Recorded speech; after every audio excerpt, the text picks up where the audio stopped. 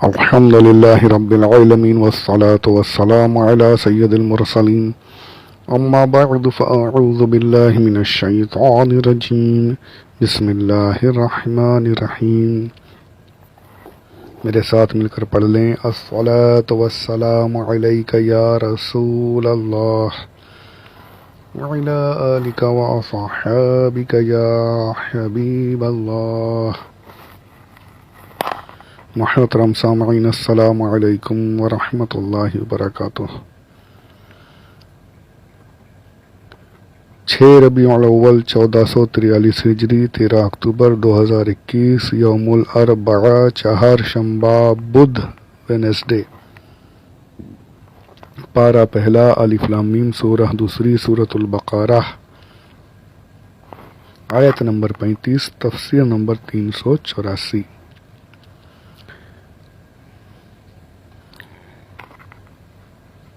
وَلَا تَقْرَبَا هَذِهِ الشَّجَرَةَ،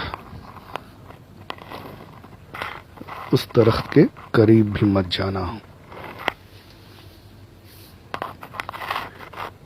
ہر چیز کی اجازت ہے، کھاؤ پیو. تمہیں دنیا میں جانا ہے، دنیا میں حکومت کرنی ہے، دنیا میں رہنا ہے،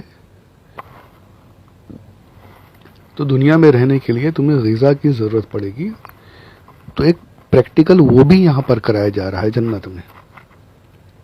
جنت میں بھوک نہیں، پر دنیا میں جا کر یہ سب کچھ تمہیں کرنا ہے.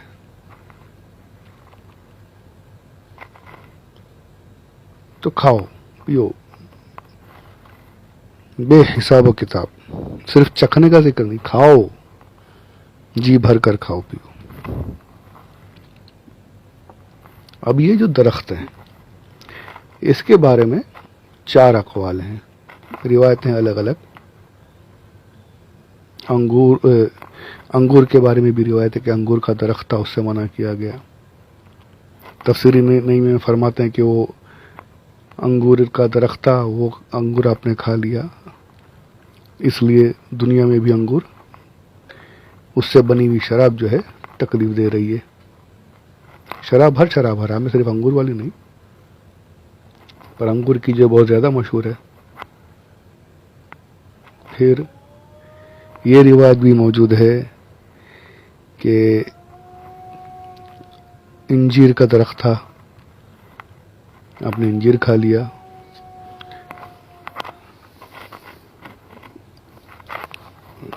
پھر ایک روایت یہ بھی ہے کہ کوئی دوسرا ایک ایسا پھل تھا یا دانہ تھا، دانے دار کچھ تھا کہ وہ آپ نے وہ کھا لیا. اور زیادہ تر آپ نے بھی ہم نے بھی سنا کہ شروع سے اور بہت زیادہ اسی پر گئے کہ وہ گیہوں تھا. اور گیہوں کوئی ایسا چھوٹا سا نہیں تھا جو آج کل ہمارے یہاں جو دانے ملتے ہیں گیہوں کے، ایسا نہیں تھا. لکھا ہے کہ وہ جو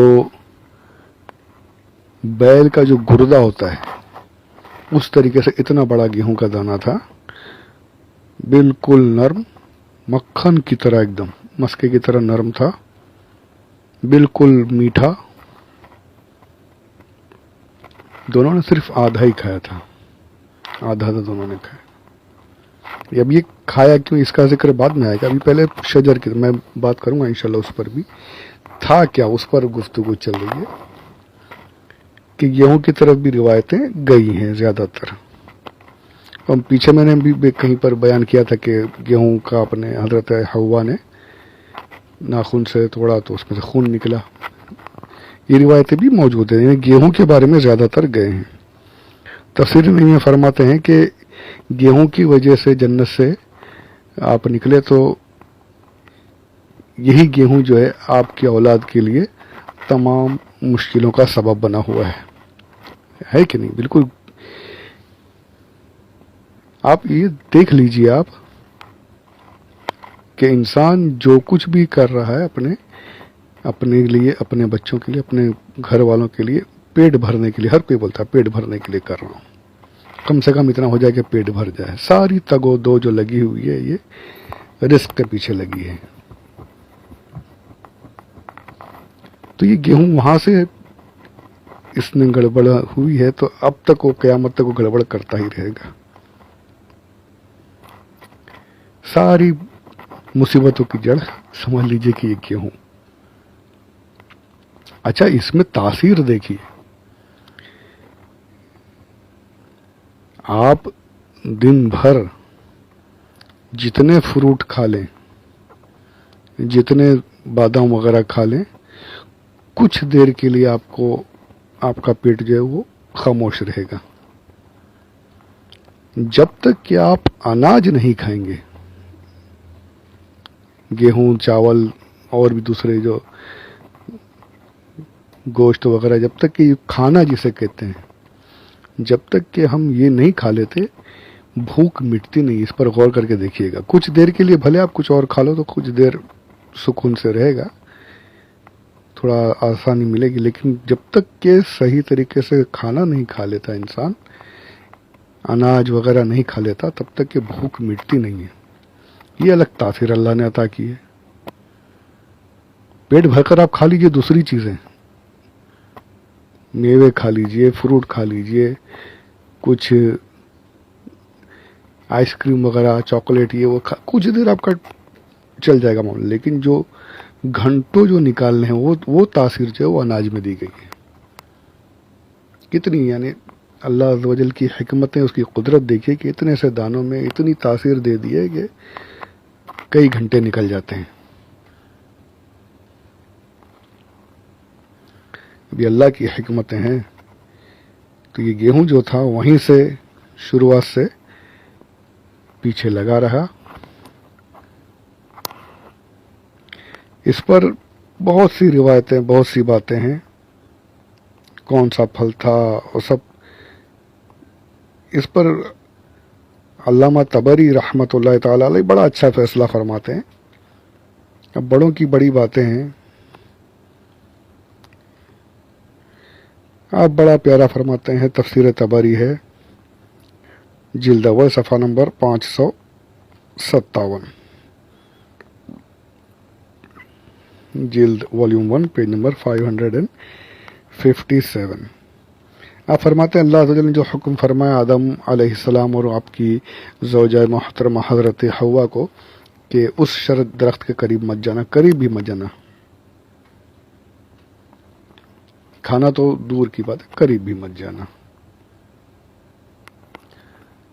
تو یہ درخت آپ نے سب بتایا کہ یہ بھی تھا، روایت ہے، یہ ساری روایتیں کہ کچھ لوگوں کا یہ ماننا ہے کہ یہ تھا، کچھ کا یہ ماننا ہے کہ. پھر آپ کہتے ہیں آخر میں آپ فیصلہ کرتے، بڑا پیارا لگا فیصلہ، کہ یہ ایک ایسا علم ہے، اس کے بارے میں معلوم ہونا، درخت کے بارے میں کون سا درخت تھا. یہ ایسا علم ہے کہ جو علم حاصل ہو جانے سے کسی کا علم بہت بڑھ نہیں جائے گا، بہت اونچے مقام پر نہیں پہنچ جائے گا کہ مجھے معلوم ہے کہ کیا تھا، کون سا. انہیں گارنٹی کے ساتھ کہتا ہوں یہ ہے. یہ علم حاصل ہو جانے سے بہت بڑا عالم نہیں بن جائے گا، بہت اس کے علم میں اضافہ نہیں ہو جائے گا. اور اگر نہیں معلوم ہے تو کوئی جاہل نہیں بن جائے گا. بس اتنا سمجھ لو کہ ایک درخت تھا جس سے اللہ عز و جل نے منع کیا تھا، اس کی صراحت کے ساتھ بیان نہیں آیا. چاروں روایتیں کوئی ان میں سے ایک درخت تھا. تو یہ آپ نے فیصلہ فرما دیا کہ کوئی درخت تھا، ہمارا اس پر ایمان ہے.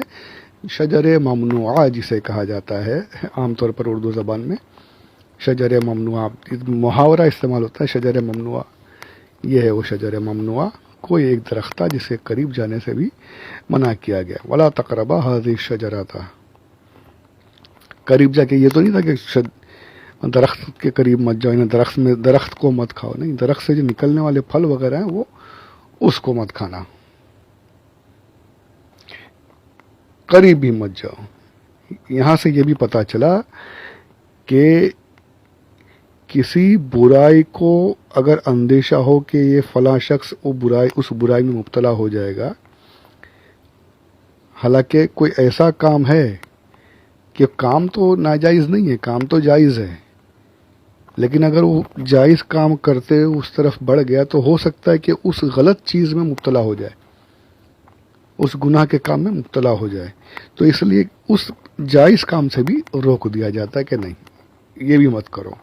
مثال کے طور پہ عورتوں کو قبرستان جانے سے روکا جاتا ہے. کیوں روکا جاتا ہے؟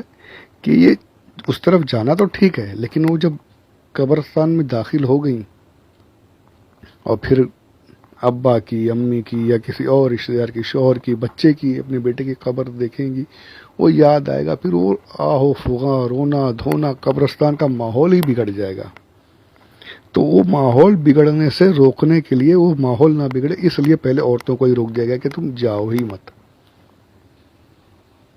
اسی لیے بہت سے ایسے کام ہوتے ہیں جو اس وقت میں جائز تو ہوتے ہیں، لیکن آدمی وہ کرتے کرتے ایسا خطرہ رہتا ہے کہ کچھ غلط کام نہ کر بیٹھے. اس لیے اس جائز کام سے بھی علماء، مشائخین کرام اپنے مریدین کو، لواحقین کو روک لیتے ہیں کہ یہ بھی اس کو سمجھنے کی بات ہوتی ہے کہ یہ بڑوں کی جو نظر ہوتی ہے نا، بڑی پارکھی نظر ہوتی ہے، سمجھتے ہیں، انہیں تجربہ ہوتا ہے کہ آگے کیا ہو سکتا ہے. اس لیے اس کام سے بھی روک دیا جاتا ہے. بہت سی باتیں ایسی، بہت سی مثالیں ملیں گی. جیسے یہاں پر اللہ عز و جل نے کہ آدم علیہ السلام اور حضرت حوا کو فرمایا کہ اس کے قریب بھی مت جانا. کھانا تو بہت دور ہے، قریب بھی مت جانا. یعنی جو حرام ہے ہمیں اس سے سب کو کہ حرام کے قریب جانے سے بھی بچنا چاہیے. کہ ایسا نہ ہو کہ قریب گئے تو کر ہی بیٹھیں گے. ہو سکتا ہے کہ کر.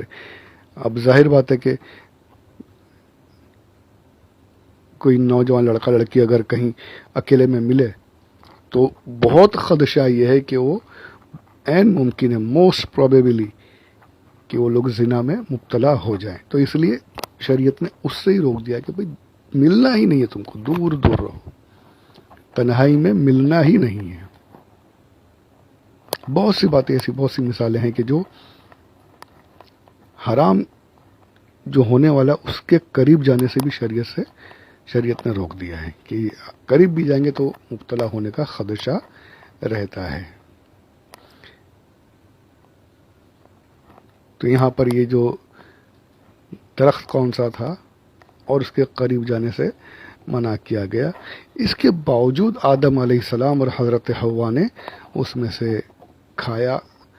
اس کے بارے میں کیسے کھایا، کیوں کھایا گیا، آپ سے یہ کام کیسے ہوا، تو انشاءاللہ اس پر کچھ باتیں اگلے آڈیو میں کریں گے. اللہ عز و جل ہمیں سعادت نصیب فرمائے کہ ہم اسے سمجھ سکے صحیح سے، میں آپ کو سمجھانے کی کوشش کر سکوں. پروردگار اپنے حبیب کے صدقے میں اسے آسان کرے ہم سب کے لیے.